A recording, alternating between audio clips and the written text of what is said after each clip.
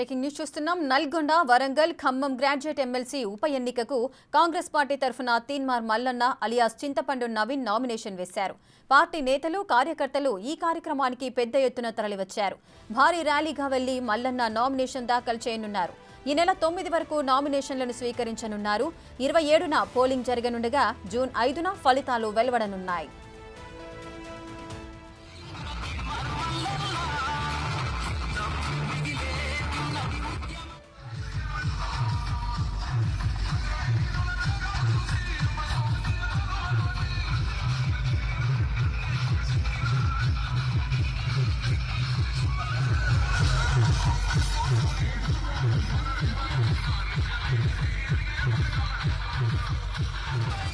గత ఎన్నికల్లో బీఆర్ఎస్ నేత పల్లా రాజేశ్వర్ రెడ్డి విజయం సాధించారు.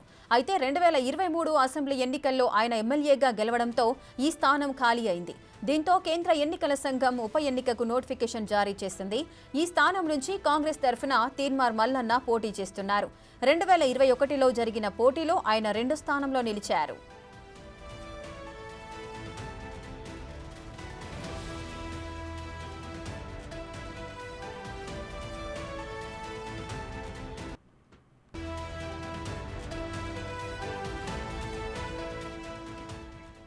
నల్గొండ, వరంగల్, ఖమ్మం గ్రాడ్యుయేట్ ఎమ్మెల్సీ ఉప ఎన్నికకు కాంగ్రెస్ పార్టీ తరఫున తీన్మార్ మల్లన్న నామినేషన్ వేశారు. దీనికి సంబంధించిన పూర్తి డీటెయిల్స్ మా ప్రతినిధి పుల్లారావు అందిస్తారు. పుల్లారావు, నల్గొండ, ఖమ్మం, వరంగల్ పట్టభద్రుల ఎమ్మెల్సీ స్థానానికి గాను కాంగ్రెస్ పార్టీ అభ్యర్థిగా బరిలో నిలిచినటువంటి తీన్మార్ మల్లన్న ఈ రోజు నామినేషన్స్ దాఖలు చేయడం జరిగింది.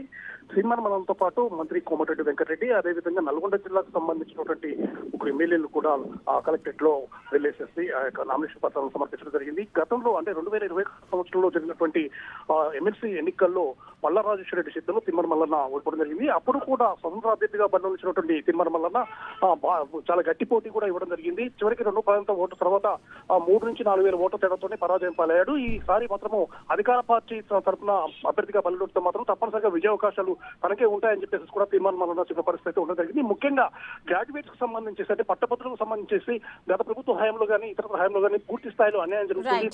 పట్టభద్రులకు సంబంధించేసి ఎలాంటి న్యాయం జరిగిన పరిస్థితి లేదు. ప్రజెంట్ గా కాంగ్రెస్ పార్టీ కొలుతుంది కాబట్టి తప్పనిసరిగా ఎమ్మెల్సీగా తను విజయం సాధించేసి ఉన్నటువంటి పట్టభద్రులకు కావాల్సినటువంటి అన్ని రకాల సౌకర్యాలు వచ్చే విధంగా వాళ్ళకి న్యాయం చేకూర్చే విధంగా ప్రయత్నిస్తుంది కూడా తీర్మానం.